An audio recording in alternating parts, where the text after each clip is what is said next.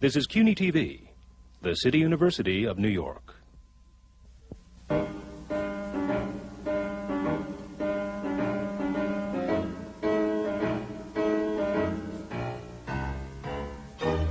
City University Television presents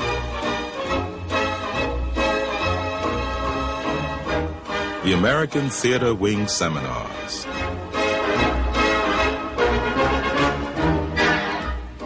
Working in the theater.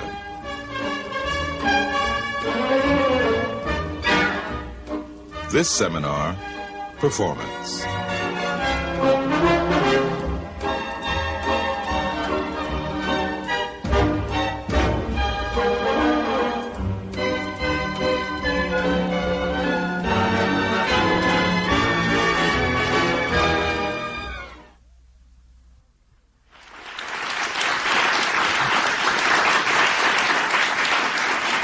Welcome to the American Theater Wing Seminars on Working in the Theater. These seminars are coming to you from the Graduate Center of the City University of New York, located on 42nd Street, heart of Times Square. They're produced as a means of giving you an insight into what it is to work in the theater, from the view of the actor, the playwright, the director, the producer, the press agent, the scenic designer, the costume designer, and the unions and guilds that work with and for the people who work in the theater. The American Theater Wing, as most of you know, is known for its Tony Awards, and this is presented each year over national television on CBS. And the award is given not for the longest run or the greatest review, but for those who have achieved a degree of excellence in the craft of theater. It was named after a woman named Antoinette Perry, who strongly believed that you must train for the theater, that you must know your craft, and that also you must give that back to the community. And so the wing, which is doing what it has been done for a long, long time, continues to do that today. We service the community through the theater, through Saturday Theater for Children program, which goes into schools in their neighborhoods and in their schools, and young children in the elementary school age line up to go see a live Broadway show on Saturday morning, and they pay for it. And that's the important thing. And a big jump from there is to the new program of the wing called Introduction to Broadway, where thousands of young students, along with the generosity of the producers of New York and Broadway and off-Broadway, come to see their first Broadway show. The wing does this in cooperation with the New York City High School Division. And it's amazing because for many of these students that are coming, majority of them, it's the first time they've been to Broadway. It's the first time they've been to a Broadway show like Les Mis and Conversations with My Father and Phantom of the Opera and Walk in the Woods. Practically every show has been able to contribute tickets to the wing, which we in turn give to the students, and the students pay a minimum price for them, a very large price for them as well. But they come to see their first Broadway show. And then the wing has arranged for people in the cast to meet with them afterwards so they can have role models and ask questions about the show. And the performers are simply marvelous of giving of their time, and the stage managers as well, so they can show what it is to work in the theater. And these seminars are an outgrowth of the wing school, in which returning veterans came and they retooled their craft. And we've now been doing these seminars for many a year, I think almost 20, and there have been thousands and thousands of performers and playwrights and directors, all of them sharing the knowledge that they have in working in the theater. We like what we're doing. I'm proud of the American Theater Wing. I'm proud of the organization that does so much for the theater and for the community. And before I go on any further and talk more about the American Theater Wing, my favorite organization, I'm going to turn this panel over. The panel is on the performers and how they work in the theater. And it's being chaired by Brendan Gill, who is a critic, an author, a longtime member of the legendary New Yorker magazine, and an author of a delightful book that's called A New York Life of Friends and Others, which I just found a perfectly wonderful book. And so Brendan, in turn, he's also a member of the board of directors of the American Theatre Wing. And Brendan, in turn, will introduce our panel to you. So thank you for coming, and welcome once more.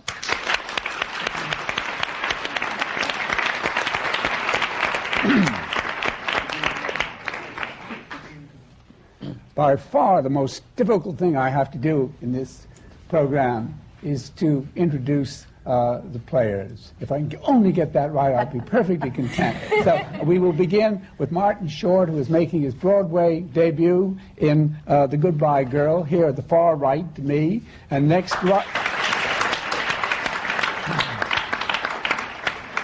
Foxworth, who is returning to Broadway in Bernard Shaw's Candida. Jeff Daniels, who's returned to Broadway in Lanford Wilson's Redwood Curtain. Mary McCann, who's currently performing in David Mamet's off-Broadway production of Oleanna.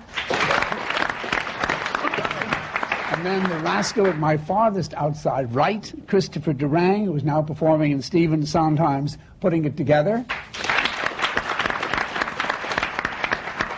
And Mary Steenburgen, who's making her Broadway debut in the Roundabout Theatre Company production of Candida. Stephen Ray, from the Abbey Theatre to Broadway in Brian Friel's Someone Who'll Watch Over Me.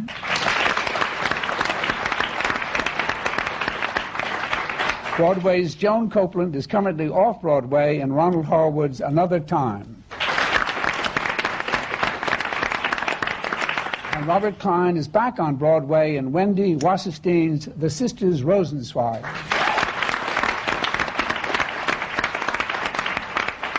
I would like to ask a first question of Christopher Durang. When we think of the great figures in theater who have written plays and performed in their plays and written songs for their plays, we think, of course, of Shakespeare and Christopher Durang.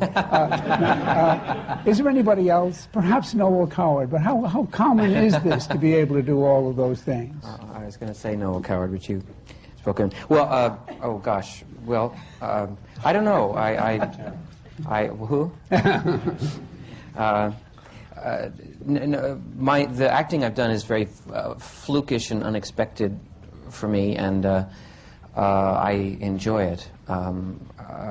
I went to Yale Drama School in playwriting, but did feel that I learned some about acting by osmosis, hanging around very good students, but it just meant I didn't have to get up early to go to those particular classes, and that was nice.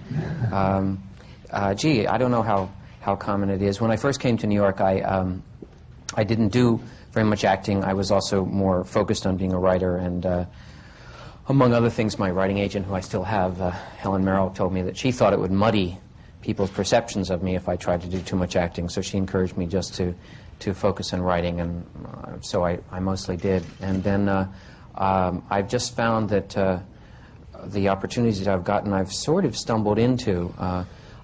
For those people trying to be actors, if it makes you feel any better, I couldn't really be making a living if I weren't also a writer. I must say, making a living in anything in the theater is very tough and fascinates me, but because I always wonder how people do it. But I find that doing the more than one thing has been a way of subsidizing everything. That may well have been what Shakespeare answered would have been at the same time. Although he didn't have an agent say, you may muddy your reputation, Billy boy. But in this panel, interestingly, there were several writers, because, Jeff, you've written how many plays? 1, 2, 3, working on a fourth. Mm-hmm. We do them regionally. And is there something like the same motivation? Do you like doing all these things in in combo? I just was able to make people laugh a little bit. You know, structure was a problem, and I've got somebody at this theater company I work with in Michigan that can really help me as a dramaturg, and it really satisfied that film actor's urge to do 10 or 12 films and then immediately want to direct. You know, so thinking that he could do that. So I instead of doing that, I've decided to really try to work at writing comedy. You know, I mean, Chris is one of the people I've read and I've like, okay, how does he do it? How does he do it? You know, emulate it. It's all right to emulate as long as you don't imitate. It's a very difficult thing. Well, I steal. I mean, I steal. I was delicately hinting at. But Martin, you too are a writer. Now, have you written plays or most No, just material for? television. Yeah. Well, that's still writing. Yes, but are you? no matter what anyone says. But is it amusing and good for you to be a writer as well as to be an actor? Well, my case was always kind of a necessity. I mean, I would be doing shows like SCTV or Saturday Night Live, and it was, you have an idea and no one quite gets it, so you have to express it yourself. And then you end up then doing specials, and who else is going to get what you do, I guess, than yourself. Are you working anything of that kind right now?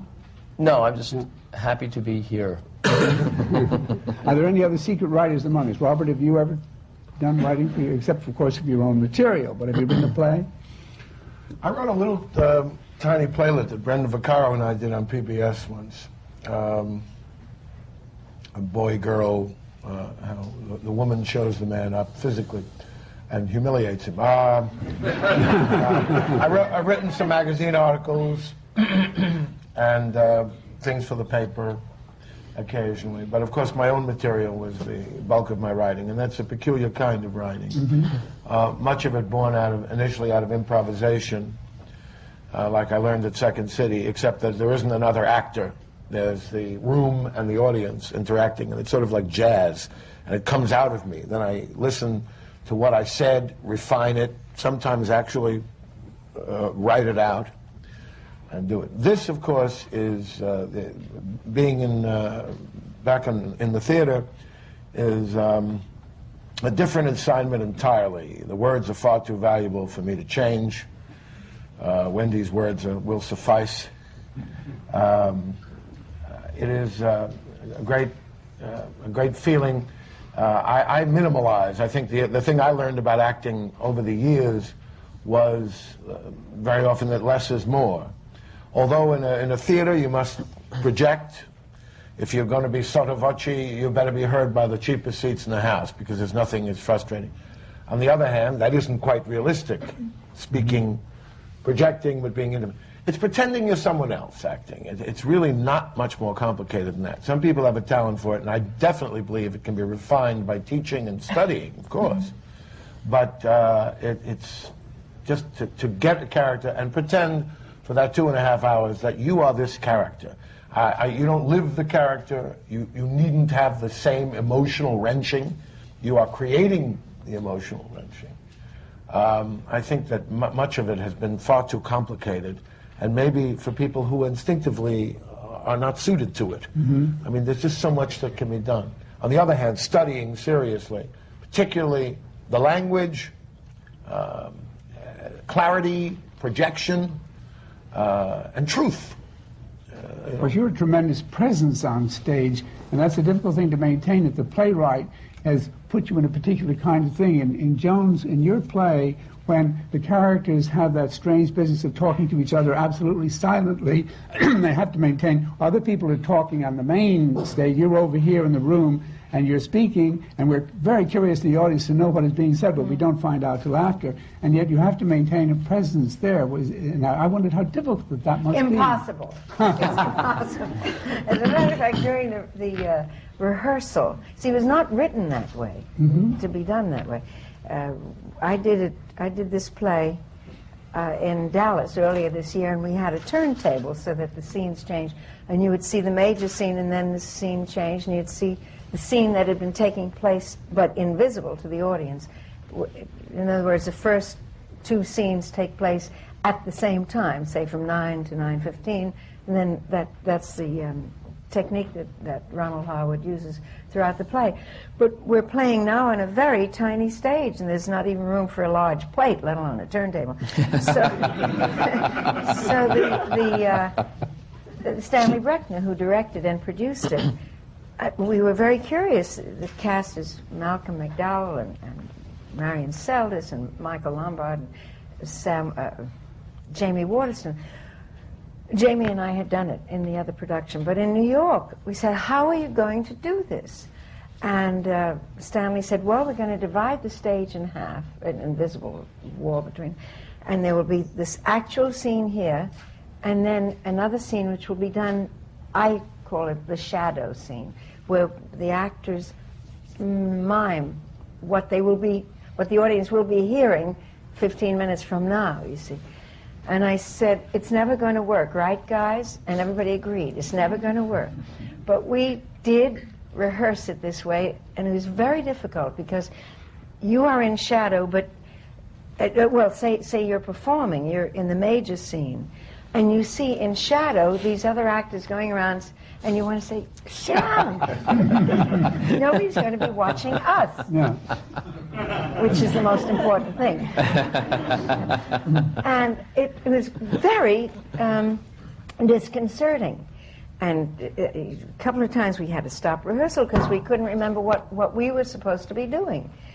And on the other hand, the actors in the shadow scenes had to not only learn their lines, but had to know all of everybody else's lines too, because we really can't see each other well enough to know what we're supposed to be saying and responding to, yet we're supposed to be doing the same scene and all the activities that you will be doing later. Nobody's going to understand what I'm talking about. Come and see it, but it works wonderfully. And then we all had to admit, once an audience came, the audience said, this is fascinating. We want to know what's going to happen. So we all agreed, all of us in the cast had to bow down to the director and say, we were wrong and you were right. And his vision and his tenacity was incredible. No, it has a tremendous effect. It works wonderfully. And the fact is, it is this tiny little basement theater, and it's in the round. The audience is facing all three sides of you, and people are very close. Yeah. All that. Robert is already prepared to play all the roles. In both scenes. And why not? But this is a case where the theater has actually almost caused to come into being a new kind of exactly. theatrical. And I dare say if this production, or if this play, and I'm sure it will be played in larger theaters, if that happens, I think the whole idea of this turntable will be abandoned, because you see that this is working at least as well, if not better, than the way it was conceived. And the playwright came to see it and he said, I never would have dreamt that this could be done.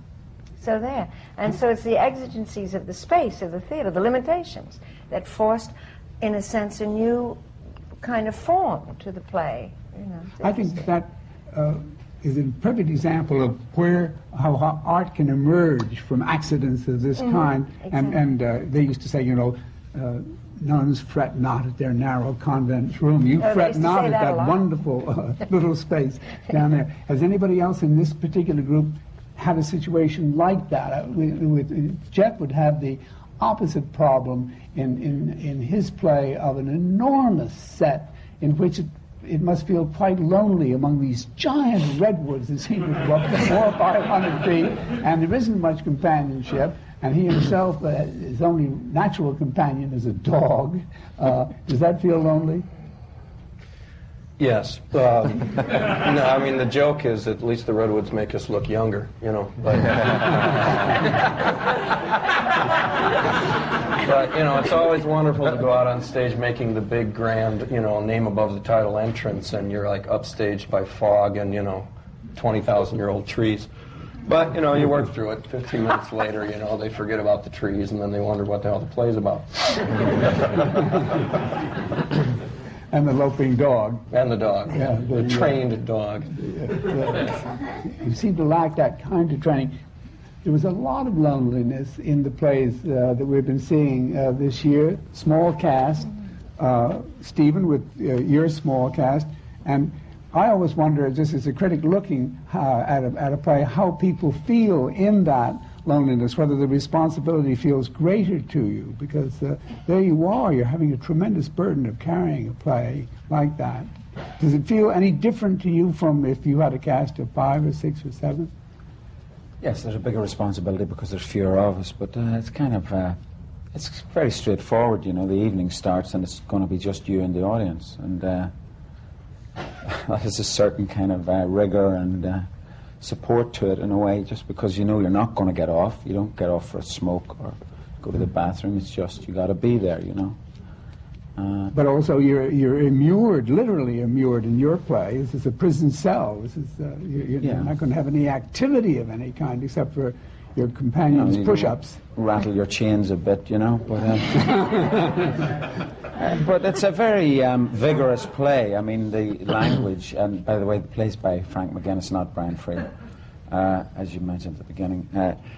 There's a wonderful journey occurs in the play, which is carried through the language, and it's very exciting to do, and it's very, you know, once you plug into the energy of it, which even though I've been doing it now for 40 weeks, I still manage to do because it's so wonderfully written.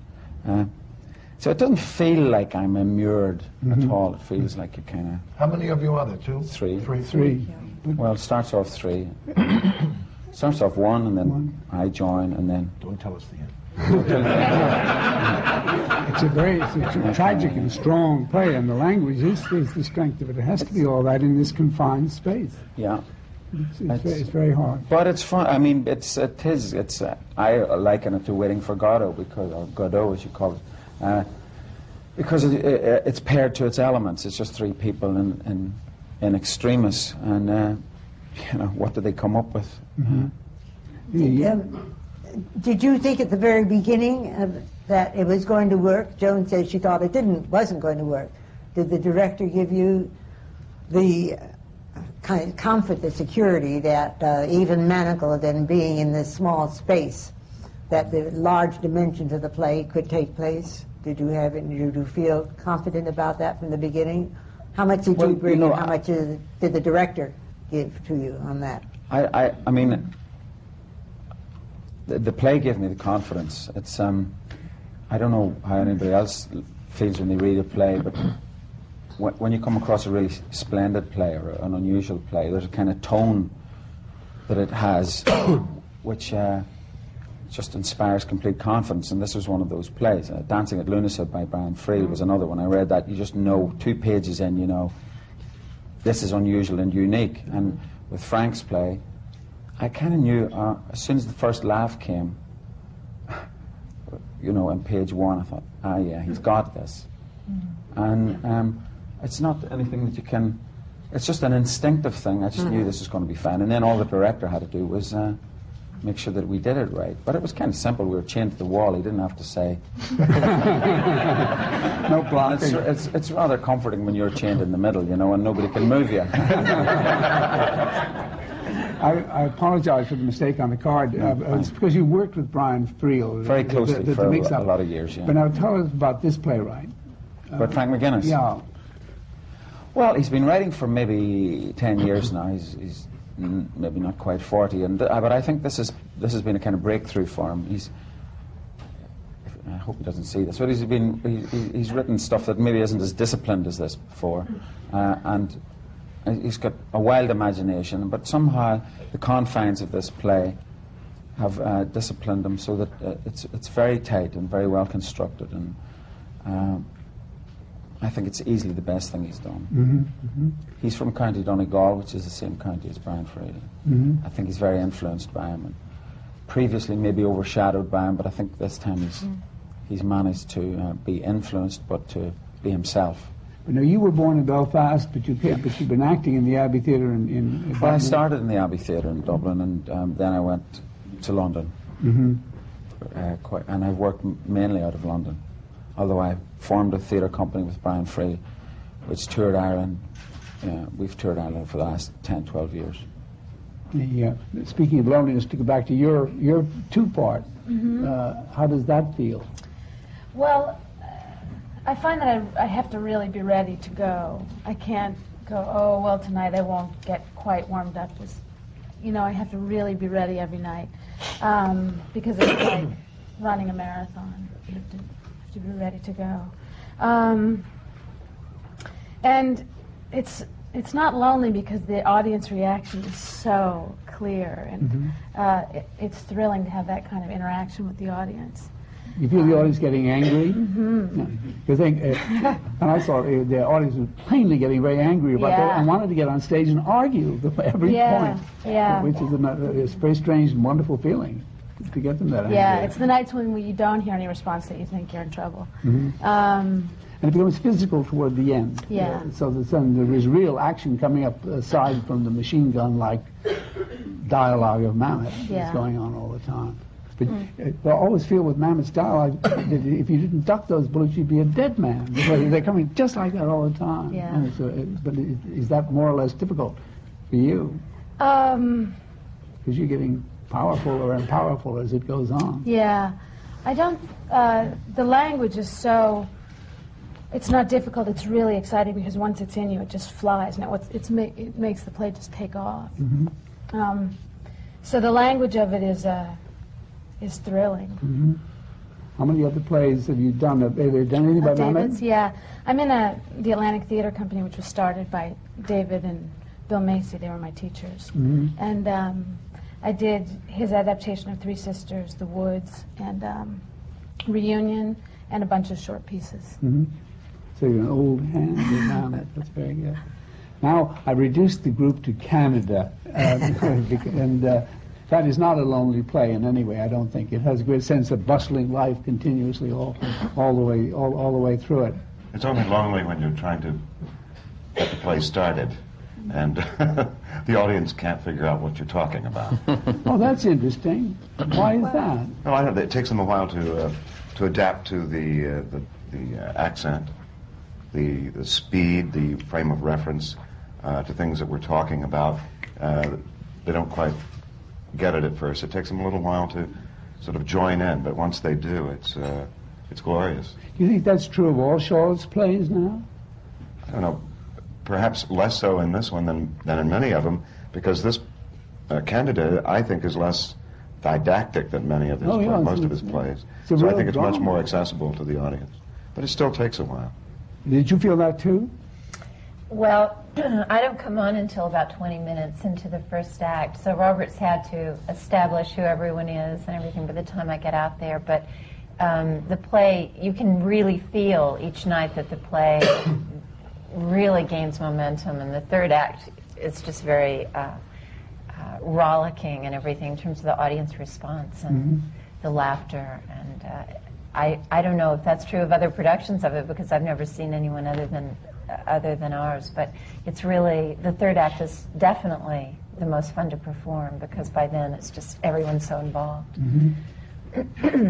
That's very startling to me. I would have thought that Shaw would be very accessible as a playwright still. I think that he is, by the way. And I think one of the joys of doing this play is that it's wonderful to hear people laughing at things that were written 100 years ago, and there are very few things that people seem confused by, and some of those are perhaps maybe just the more specific political issues of that time, but for the most part, even students that have come have gotten very involved with the play.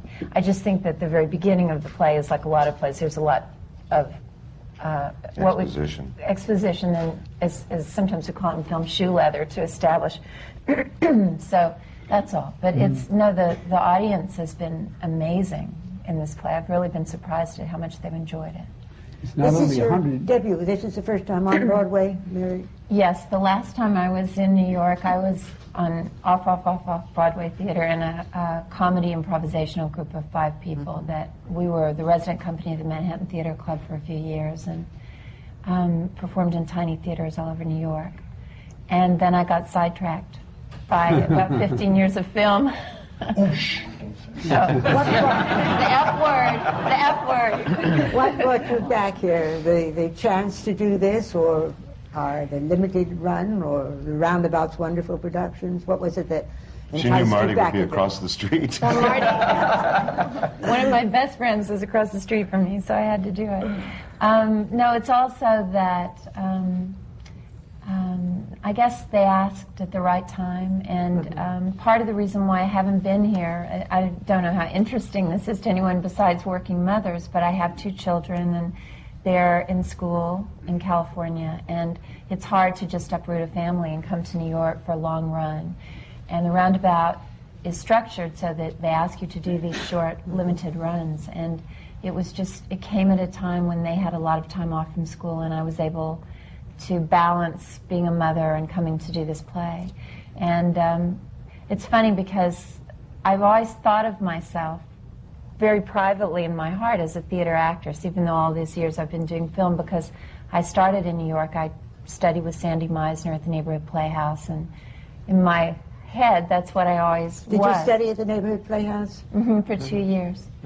And so this really felt more like a return home than anything else. Let's say it is. Okay. Come home. It was interesting, the production of Candida that I saw many years ago with Catherine Cornell, and the young poet, the delicate young poet, was played by Marlon Brando. And he was leaping all over the stage, and he was being so fey. And the very next part he had was Stanley Kowalski. What a transformation. It didn't seem possible that one man could play those 2 roles right like that together, and so wonderfully. It was a great thing to see. I'm going to ask Martin the same question, since it's his first time on Broadway, right? Yes. And what brought you here, and why did you get sidetracked? You started in the theater in Canada, didn't you? Right. And primarily just did theater for 7 years in Canada. I got... What was the question?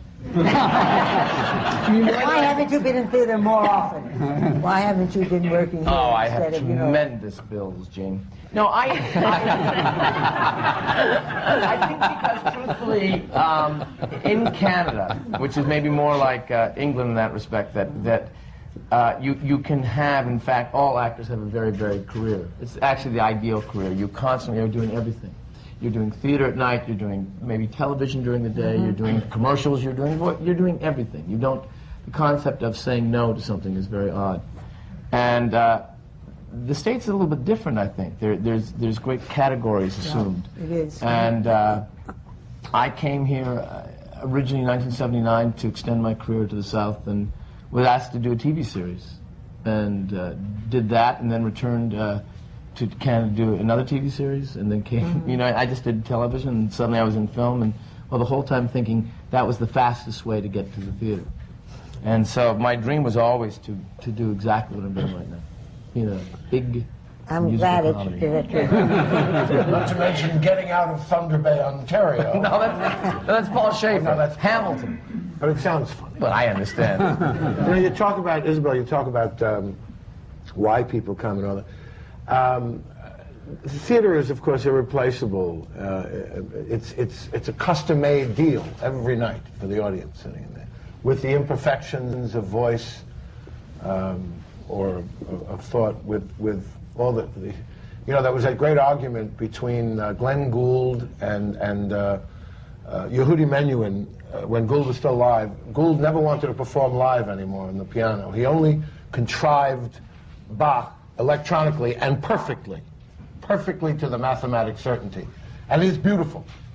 But Menuhin said, but live in the same room, a human touch and all that, it is a difficult life. I remembered it from the 4 previous Broadway shows I've done and a large tour of Candida. You have to show up 8 times a week. You can't have dinner with people.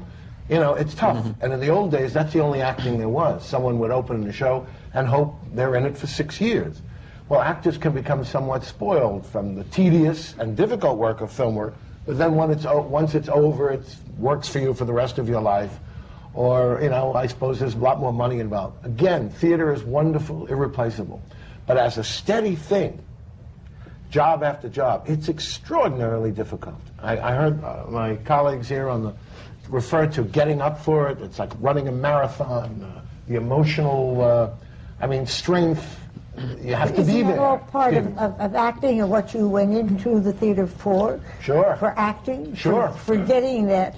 It's being able to amazingly project difficult, and when you Controls end of the your week, life. Your whole day. Yeah. I mean, it's It from has to be. 2:30 on. I have to go home and go to Towards sleep 8 after o'clock. this, Isabel. You ought to. But it's true, you know, I mean, doing a musical, you're very aware, I mean, a restaurant you go to, what's the volume level of that restaurant? Are you going to inadvertently talk over it after a two-show day? That's not a good night to go out because you've kind of used up your voice for the day, a better night. I mean, you're constantly, this voice, you're constantly protecting it. I think the word that Robert used, spoiled, goes into this, because you, of all people, must have done 4 and 5 shows a day, and Well, he was the only one here in vaudeville. You was One night at a concert, That's right. then a couple of weeks on Broadway. And you were aware of audiences and how you had to work to those audiences and sometimes pull out everything that you had in order to get It's the them. most marvelous experience in the world, but because we're talking about theater and an actor's perspective, this is an important part of it. It doesn't mean that when you show up there and that audience is, there's something about the commitment of a live audience that you got to be there, right? I mean, Right. Well, what I've found interesting, because it's the first time I've played Broadway, and you know, with this touring company I had in Ireland, what a different audience makes the play completely different. And our play here is at least 5 times funnier than it was in London, and it's just a revelation to That's the what you audience's find in the reaction play. to Why the is that, play. Stephen? Well, the obvious reason is there's an Englishman in it, and I make a lot of fun of him, and the English didn't like me doing that. I bet they do. And in New York, they like it. So I feel it's like a warm bath for me. But I mean, when we toured plays in Ireland, you know, you do a play in Derry, you do it in Cork, it's a different play. I mean, the witness to the play is different. Some places it's more intense. You know, if you're doing a play in the north of Ireland and it's got some political overtone, there's a very intense witness to that, you know. So, I mean, it's not a mysterious thing. There's something happens to the play in each different location that you do it. What about the actual speed of a performance between London and New York? Is there a different tempo here? Or not necessarily? Well, we're very, very... We try to be disciplined about it. You know, we know the timing. The ideal timing is 1:15 on the first act, and if it goes to 1:16, we know we're being a bit indulgent. Because the play is about suffering, so you can't suffer too much. And if you pause, there are pauses very clearly marked, as in Waiting for Godot, you know, pause. If you let the pause go too long, the play starts to get depressed. And the people aren't depressed, they're vital and alive people. So, in a way, the technical thing informs the kind of spiritual thing of the play as well. So, we keep it very tight. But the English character is so sympathetic. I'm puzzled that the English felt any... I know, he becomes sympathetic. Yeah, that's true. Unfortunately. Yeah. So I was going to say, I think it's also interesting about actors who start out in theater and then are sidetracked into television and film, is that the one remarkable thing that happens is that you then are back doing what you start up doing, and you go, you feel rejuvenated. You're back to the original instinct that motivated you to even be an actor. It's quite remarkable. It's like spring. You mean going away makes it better coming back? Yeah. I think one of the joys that I get out of performing on stage, I agree with Stephen that each audience informs the play differently, but consistently there's a flow of energy between the audience and the player that nothing can match it as far as I'm concerned. And that energy you carry away with you from every performance, from every production that you do, and it begins to become part of the library of your life. It's thrilling. I think that everyone is ultimately, at a certain point in their life, the happiest when they're in a disciplined state of their lives. You know, people are on a diet, they're generally happier because they're on a diet. You know, if you're doing a stage show and you have to kind of vocalize and exercise before, and then you have to be disciplined to make everything seem fresh, and at the end of this long, disciplined 4-hour period or whatever it's been, you are ultimately happy. You don't even know why. Well, Jeff said something a moment ago. I know that for myself, depending on what the production is, the entire day is constructed to lead to that half hour and places and the curtain and the show.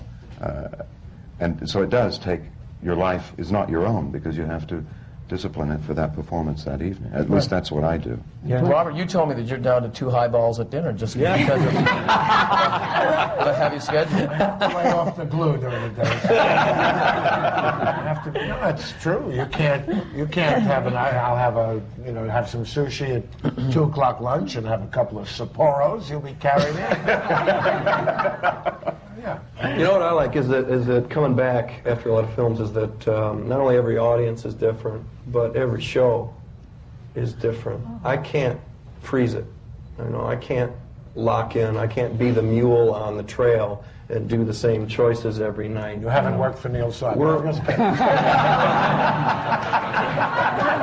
Scars on his neck, he changed something.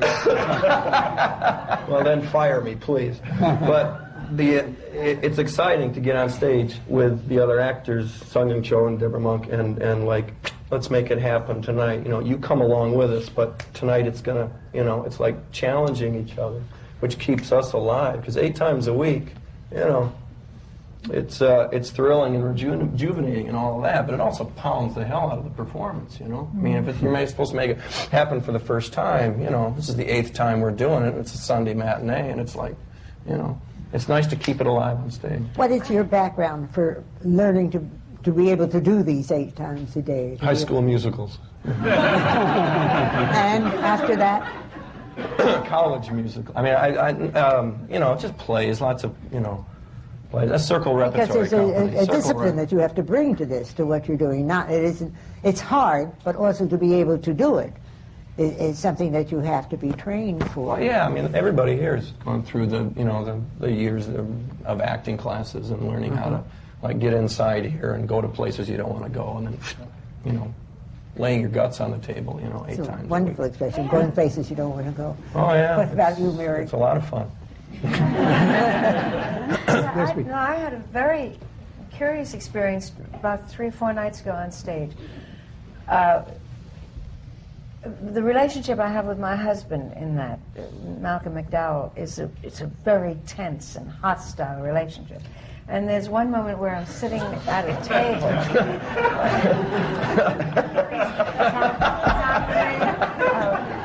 and I'm sitting at a dining table with him, and he has one hand that's clothed in a glove all the time because the hand is paralyzed, no one really knows what.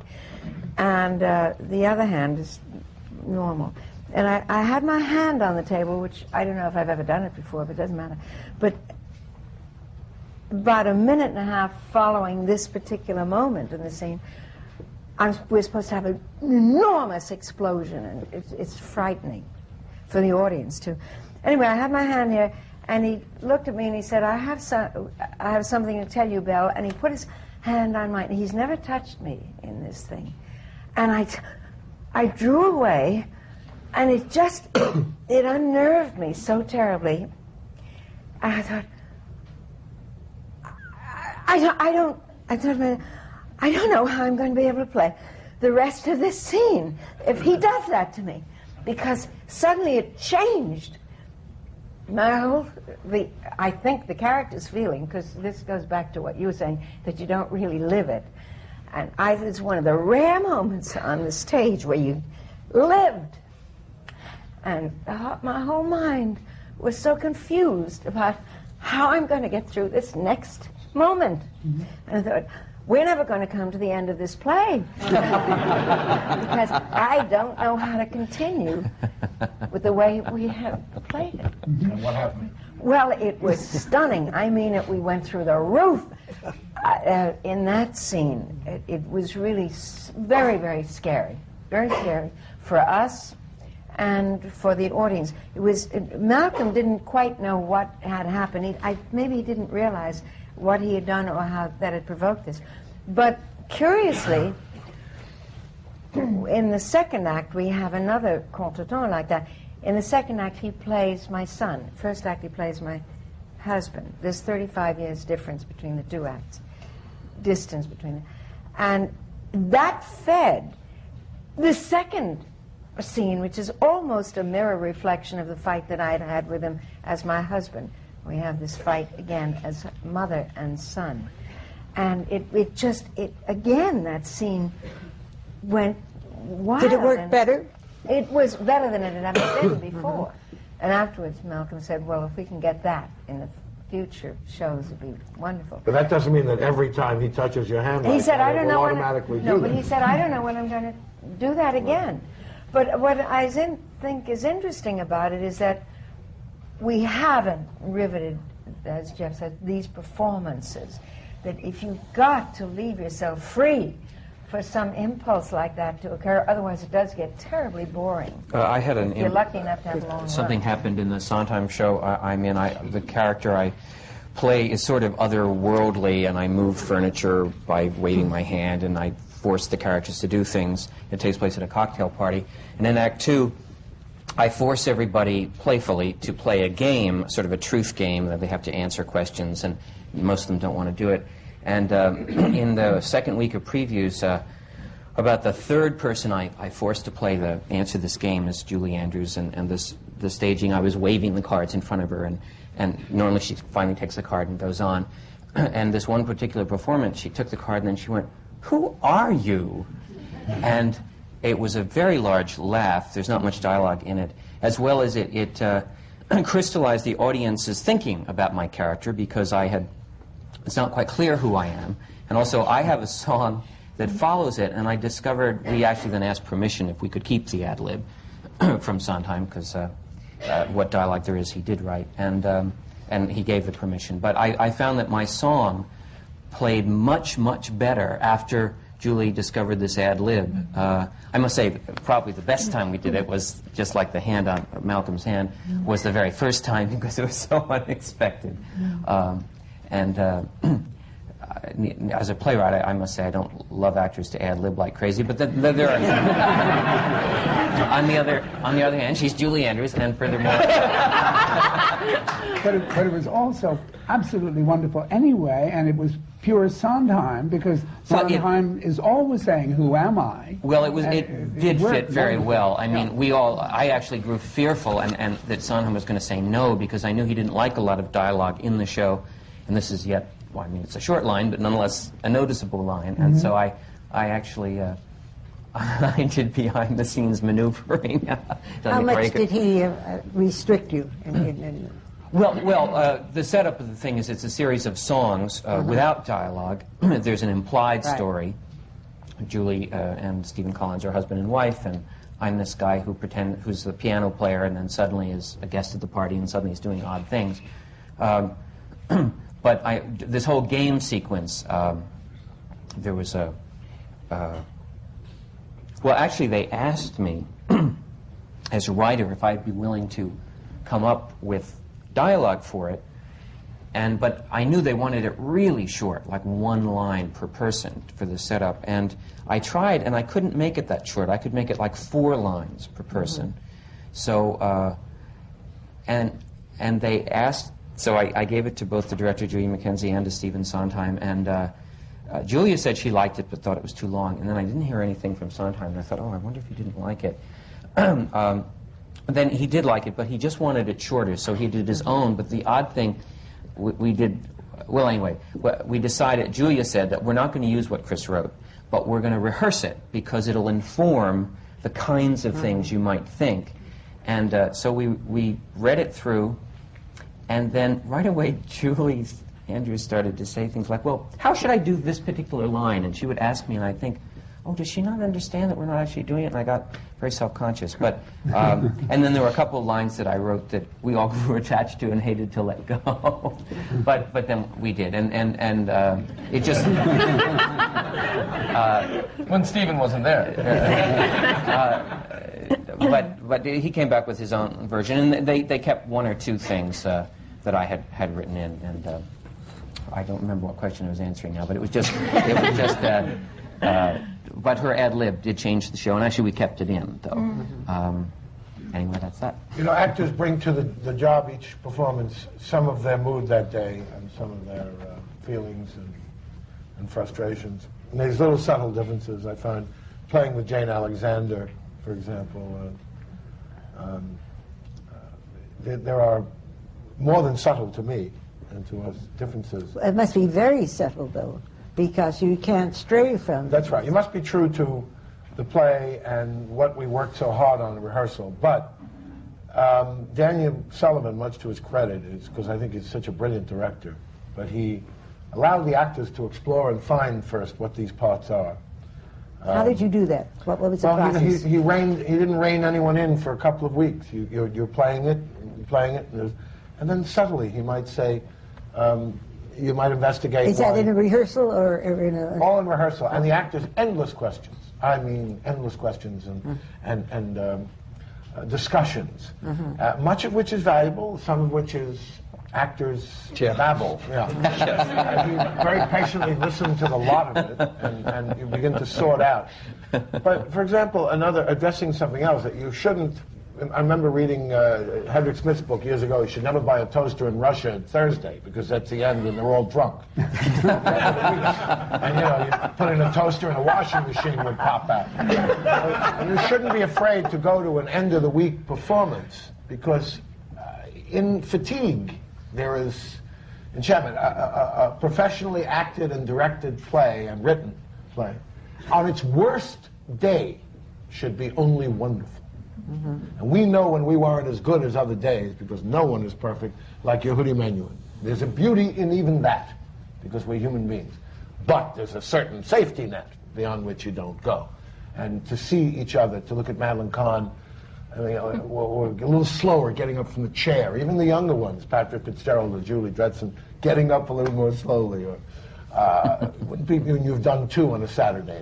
What happens with that? Does anybody put you up on it? No. Again, there's that. Or do you yourself operating well. You just know. Well, if you like each other too, you pick each other up. You know. I mean, you like. Oh, come on, let's go. You do that. But if you don't get along, then you bury the guy.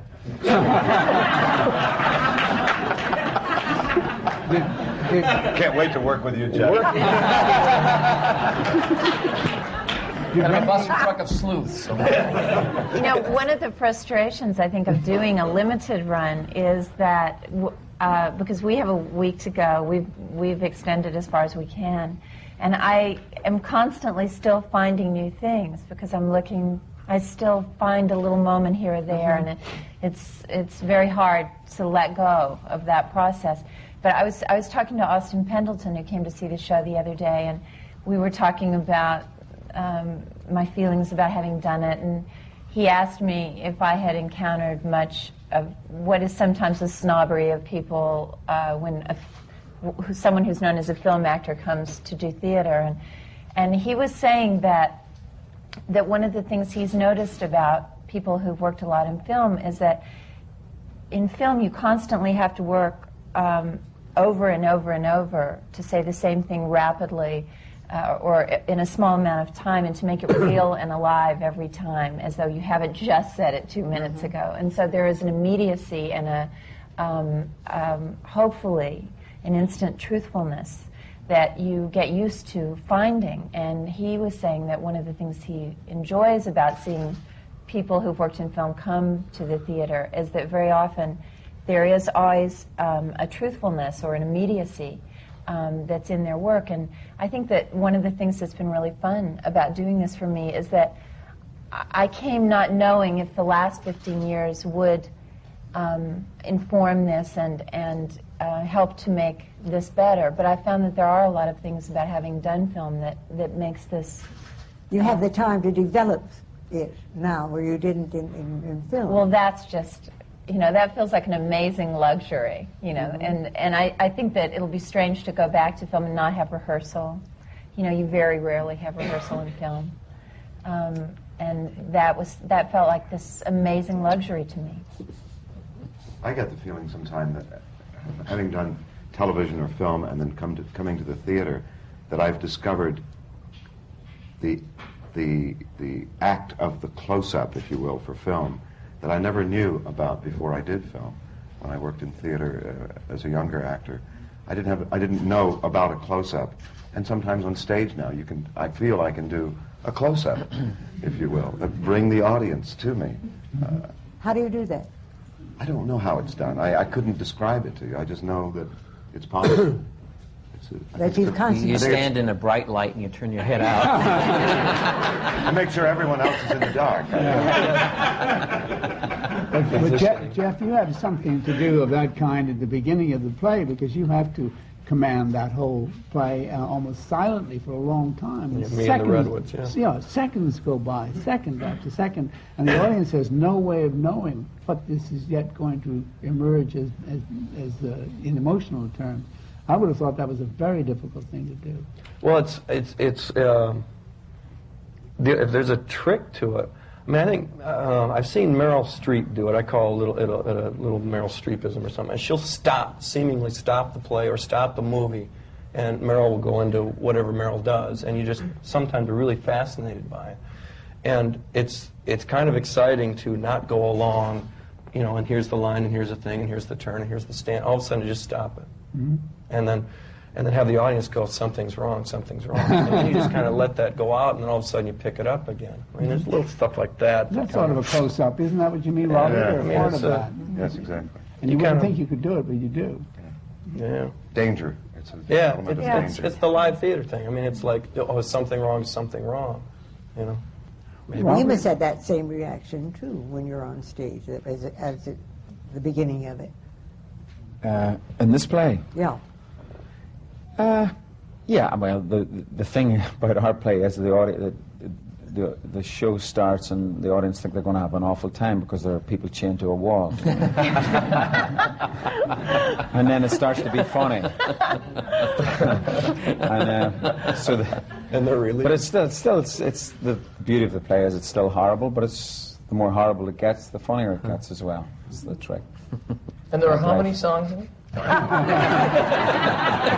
are at least 3 songs in it, actually, Mark. We're going to have to take a short break right now.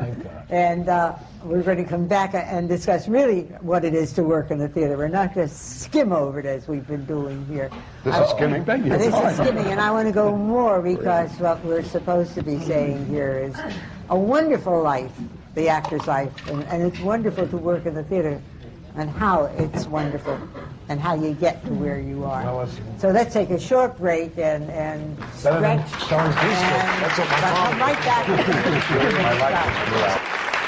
We're continuing the American Theater Wing seminars on working in the theater, coming to you from the Graduate Center of the City University of New York.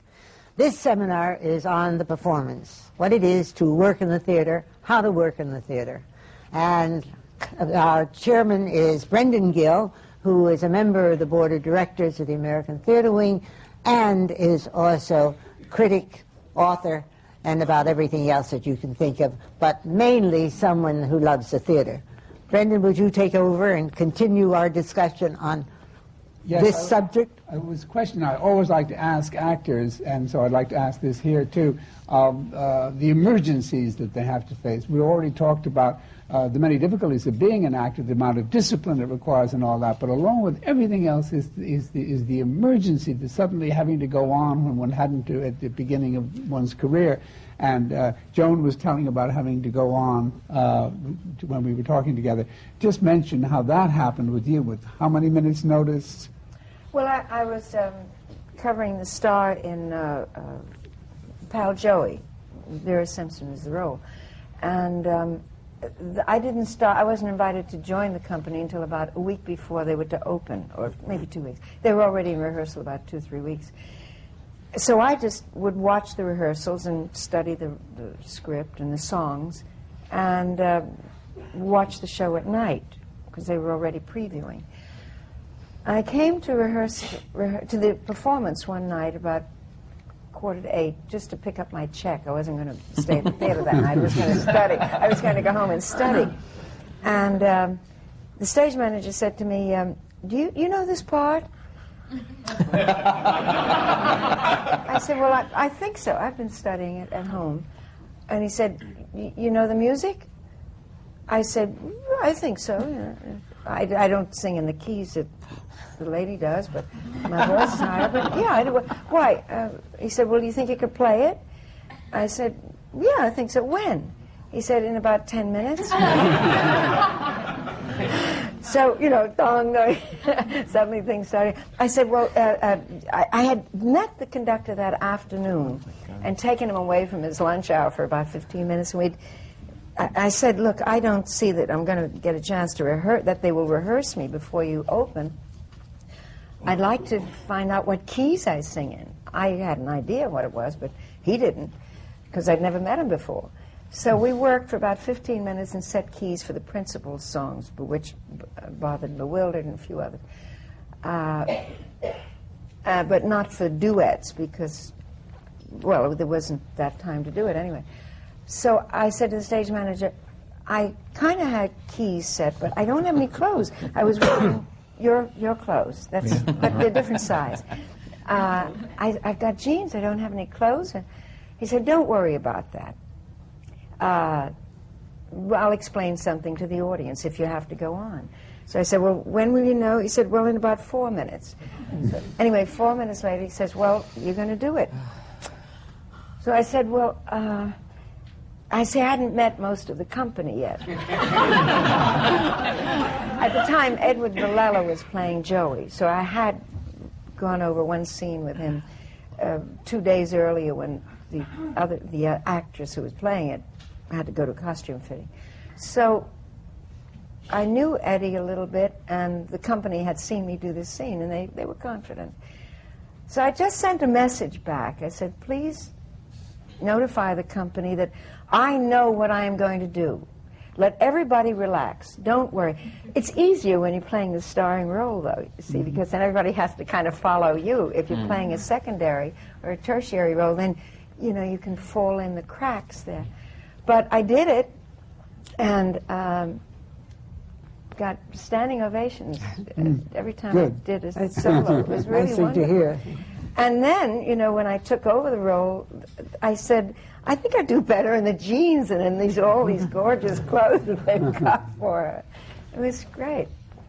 Now, you had something happen of that same kind that you're... I was understudying the role of Emily on Broadway when the Lincoln Center did the production of Our Town a couple of years ago. And I had been involved for a couple of weeks, and I was playing one of the townspeople.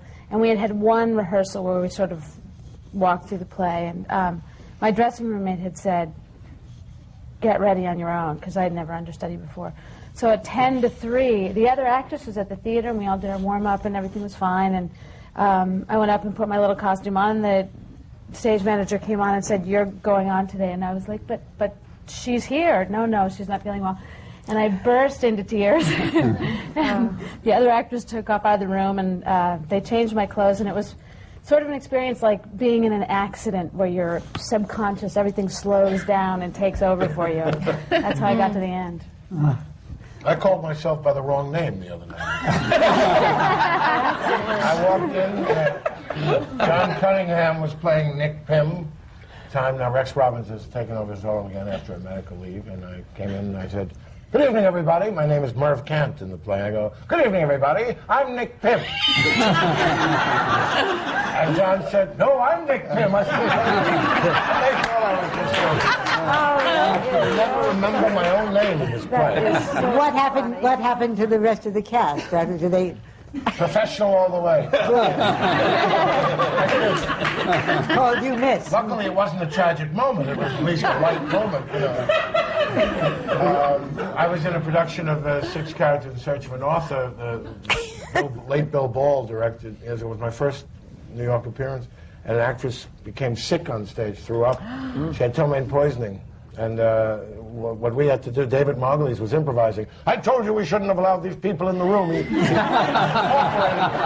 guy went, they must have gone down to the Titanic, too. He started acting. And the thing was so beautifully directed and so dramatic that the audience, for a few split seconds, thought that even this was part of it. And also one years ago who had very sad, what we used to call a nervous breakdown on stage. A huge show. We talked before about the rehearsal process and how you get into it and how each playwright and each director goes into this various steps. What happened with Oleanna? How did that come about? How does he work? Well, I had been... He meaning Mamet. Yeah. He asked me to come and understudy in Boston a year ago and be part of the process and then take over in New York. And so I watched the rehearsals, and then when I actually took over, I think mostly from studying with David, we have our own kind of dialogue going. And he says, play the action, say the words. If you want to change this, do that. And so it's a very simple process about staying true to the action. Isn't there a rhythm to his words? It's almost like a dialect in a sense. Once you get moving with it, it really takes care of itself. And Bill and I had been rehearsing together for 2 weeks before I started, so by the time I was out there, it took a couple weeks to get used to that. But it really takes care of itself. It's amazing, the language, how it does take care of itself and how exciting it is to play. That's true of Shaw as well, then. Here you're going to the two extremes of this, but there's a rhythm in the language that takes over. Yeah, I think the rhythm in the language is about going to the key words and driving through the language, so that you're not doing language as such. You're going to the action, words, the key words, and it propels you through the dialogue, and consequently the audience doesn't sit there listening to every word, nor is none of us doing a conversation. What we're listening for are the keys that drive the ideas, and I think that's what is essential in Shakespeare and Shaw and that kind of piece. What about Lanford Wilson and Marshall Mason? They spend a lot of time exploring. What now on stage is maybe a 2-second pause can be 2.5 minutes. You sometimes get absolutely lost and not a clue as to what you're doing, but you find stuff. But it's similar. You spend a couple of weeks doing that kind of thing, and then they tighten it up. And does Marshall have you work a lot before you come in in the reading and then into he encourages research and a background of the character. It takes place in Northern California, so I went up to this town and looked around and talked to there were a couple of guys, homeless Vietnam vets, wandering around this town. I did that. It helped. It helped. David has a thing as well where the important thing obviously is finishing the thoughts that aren't written. And so if it's clear that you haven't actually finished some of them, he'll go, what about if you were going to say blah, blah, blah, blah, blah? So he kind of works on the language like that. Shaw has a British eloquence. Mamet has the classic American eloquence of a certain language. And they're just two utterly different kinds of eloquences. And Shaw himself was a wonderful public speaker, so he was always confident of how his speeches were going to work on stage. And that's a very different thing to have to learn from one playwright to the next. I was wondering and asking before about the difficulty of learning lines. Some actors find it easy, some find it very difficult. What about you, Martin, for example? Is it easy for you to... I think it depends who the author is. With Neil Simon in The Goodbye Girl, I find the lines relatively easy to learn because he speaks in a very... there's a very naturalistic style, and there's a very everyman that he tries to capture so that the guys in the audience can relate to that person. So the language comes out of what has been said before often, more often than not. So, I find it wasn't difficult. I'd like to follow this. What about Wasserstein, Bob? I don't know that it has to do with the author. When I worked for Neil and playing our song some years ago, Lucy Arnaz knew her lines in 4 seconds. You know the kind of person that assignment was a snap. One of those people. I had to be probed and pushed in my first program. Well, you had that little earpiece, didn't you? What? They used a little earpiece for you? I had them written under the table like Marlon Brando in No, Mike Nichols embarrassed me in my first Broadway show. I had few speaking lines, and he knew them, and I didn't. You depend on the rehearsal process, and you repeat it again and again, but the incentive to get rid of the book is gigantic, because it is impossible to act when you have something in your hand like this, and you have to keep on looking down. So it's a question of repetition. I think a layperson is most amazed that actors memorize lines. It's the thing they fear most in a school play or something. And in point of fact, it's pretty embarrassing to go up or call someone the wrong name. But right now, the audience has questions, and we're going to go to them and get ready. If you'd like to ask your first question. Right up. Hi, my name is Margot Evan, and this question is directed to Christopher Durang. I'd like to know where you get your inspiration for your writing.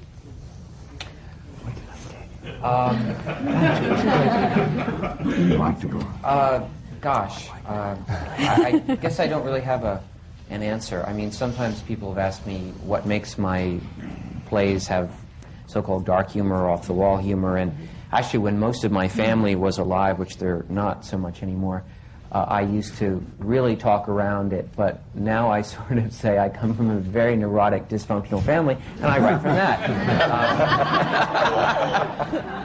Thank you. So that's kind of it. Sorry, those of you still living. You speak like a murderer, it seems. Most of them not around anymore. You're bound to raise the question, why not? Hi, I'm Steve McChesney. My question's for Mr. Ray. How do you warm up pre-performance, mentally, vocally, and physically? Well, I do a bit of a physical limber. I know it's silly, but I do. I mean, the program sellers stand and laugh at me a bit, really. But I kind of was influenced by the whole American theatre thing that was happening here, you know, the La Mama stuff, and that made its way over to London. And I started doing a kind of physical warm-up before it was common in London theatre to do so, you know. So I do that, you know. It's more like a superstition, though. I honestly, with this play, I've been doing this play so long, I don't know how I warm up for any other play. But I kind of, I don't know.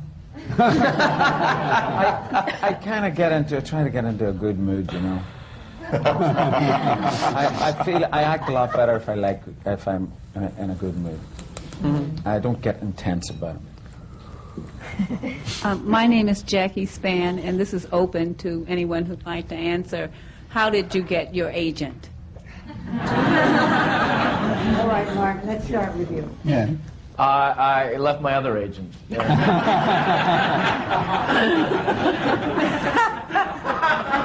How did you get that other first agent? In my case, it was I actually got the job first, and then the agent came and said, "I can help you get more work." And like a fool, I said, "Sure." Yeah. Robert. Well, I was trying to think of something funny to say because I have a problem with agents. I change agents like their underwear, but seriously, I was in rep at Arena Stage in Washington, and an agent at that time who was a very good agent in New York, if one can say that about an agent, had seen me in a number of shows at Arena Stage and came to me and said he'd sign me up and get me more work, so fool that I was. I saw a guy with a bumper sticker that once said, "If he's so good, how come he's an agent?" What advice would you give to a young person on how to get an agent? What do you do? They have to see you in something. Yeah. It's odd. It seems like a chicken and egg catch-22 question, but I've met some of them are very nice, ethical people, but they're not particularly. They're not the greatest experts in the world, but if they see something in a workshop or a class or a showcase of some sort, a play, That's important.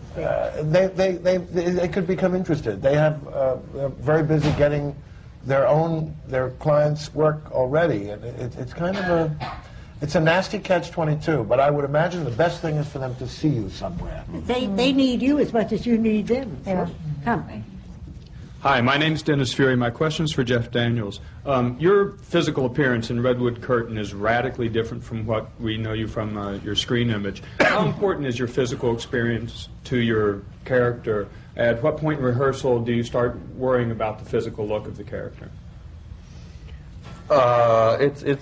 We didn't worry about it. Well, we concentrated on it. I said, let's go. I said, can I go with a beard? They said, yeah, sure, and they didn't realize it would turn into like a small animal under my but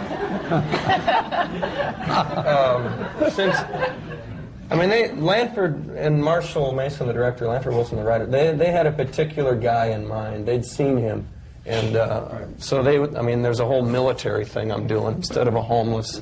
The standard, if there's a standard homeless behavior. I mean, they got him up, and it's rigid, and it's tense, and it's all this stuff that was a complete departure from me.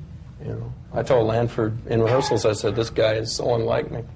So physically it did that, and then mentally working all that, internal stuff, thinking like the guy and all that. It became this whole other, with the dirt and this, it just became this whole other transformation that we just went with. But early on, we started making those decisions. Thank you. Hi, I'm Nick Pym.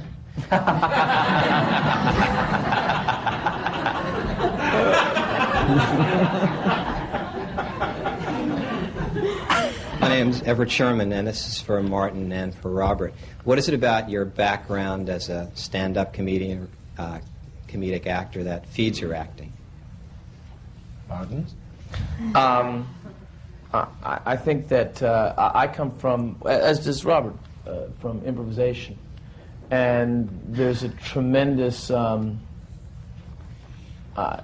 a great challenge to try to make the line seem as if you're improvising.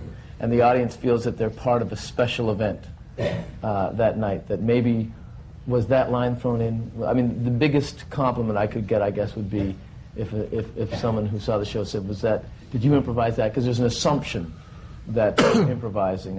And again, if anyone worked with Neil Simon, one doesn't improvise. So, or they'll say, gee, you added some of your own lines, didn't you? And that's the highest compliment, I guess. So I think that it's trying to make it feel spontaneous. Where do you get that experience today? Where do young It's still certainly Second City, which is thriving brilliantly in Chicago and in Toronto. Toronto was where I did it. And there are many wonderful improvisational groups, the Groundlings in Los Angeles, War Babies. Robert, you're nodding. What do you want to add to that? No, I couldn't agree more. I would say even much more than the Yale Drama School, the Second City was was the most important thing that ever happened to me.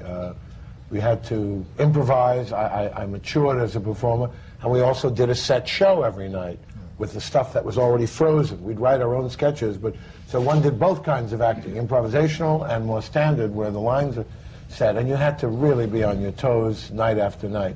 And I think that one brings the improvisational spirit to bear in a play, which is, after all, the same words each night. And at Paul Sills, the original director of Second City, that his approach even to conventional theater is one in which you bring that fresh spirit to bear so that it looks like it's the first time you ever said that. Are there more of those in New York? Yeah. Aren't there a lot of them now? I don't know of many of them in New York City. I think there should be. See, Paul Sills is teaching at New Actors Workshop, someone said, and many offshoot companies.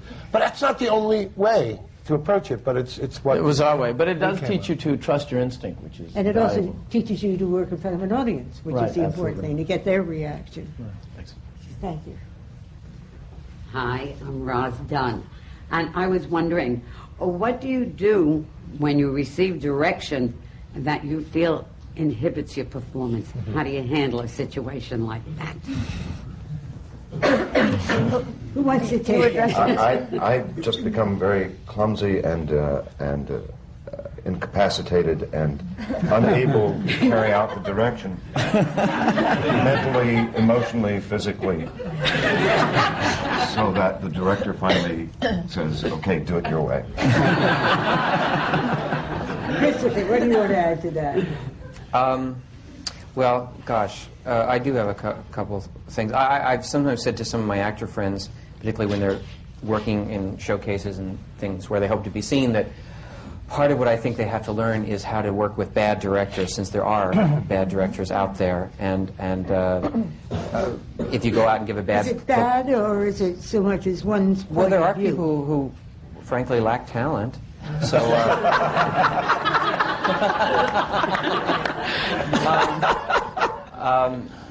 anyway,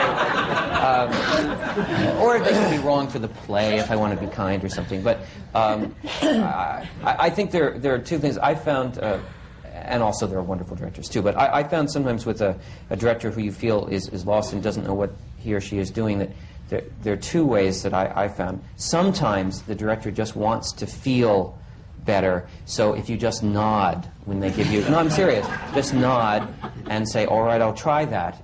And then just do what you think is right, and they'll think that you've tried what they've asked, because they don't know what they're talking about.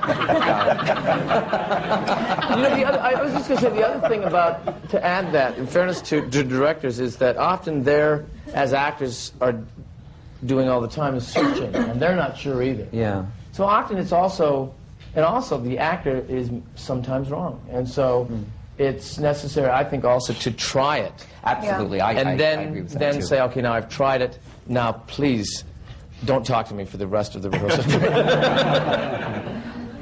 Hi, my name is Mohammed. I have a couple of quick questions for you, Ms. Copeland.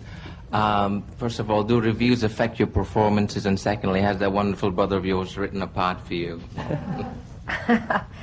Well, by the time the reviews come out, you've already kind of established your performance. So if they say you were wonderful, you say, well, all right, they didn't notice the mistakes. And if they say you're terrible, you say, all right, they didn't notice what was good about it. There's really nothing much you can do about your performance once the reviews come out. No, I don't know that my brother has ever written a part for me. However, there was a play... Do you want to say who your brother is while we're at it? Pardon? Do you want to say who your brother is while we're at it? Nick Pym. Yeah. My brother is Arthur Miller. And he wrote a play called The American Clock some years ago, about 10 years ago. And he asked me to play a role in it, and I'd never worked for him before. Oh, I'd understudied in The Price and took over after a while, but I hadn't created the role. And I'd never worked for him before, so I said, well, what is this, for like a walk-on or something? But he said, no, it's a part, you would be playing your mother. And he wrote a play about my mother. And the play was not about my mother, but it was a principal character in it. And I had to play the piano and sing and do a lot of things that he thought she did. And it was a very interesting experience, because often I would play it the way I thought my mother was, and he would say, what are you doing there? It wasn't anything like that, no. So ultimately what you have to do is play his mother. You know? Wonderful. I have to once more bring this to a close. It's the American Theatre Wing seminars on working in the theatre, which are coming to you from the Graduate Center of the City University of New York. The American Theatre Wing has many programs, and they are in evidence all year round, but what they basically do is develop audiences and develop a program for people to appreciate what it is to go to the theater and what it is to work in the theater as well. Our programs run from the youngest in elementary schools to high school students and to hospital shows, where we bring professional live theater into hospitals and nursing homes and AIDS centers. And so this seminar on the performance is just one of the many programs of the Wing, and I am indeed grateful to every one of these performers that are on the platform today and being chaired by Brendan Gill, and giving us their time and their energy and their concentration to share their knowledge with you. I'm Isabel Stevenson. I'm president of the American Theatre Wing, and I thank you for coming, but I thank you very much for being here.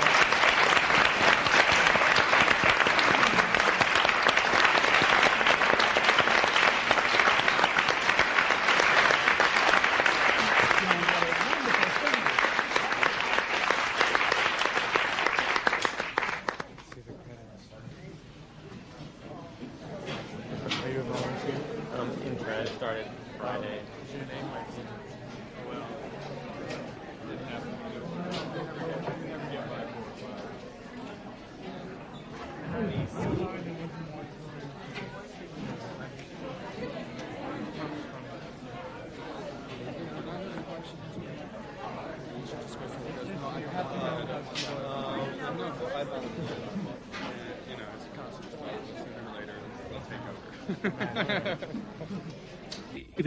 The City University of New York.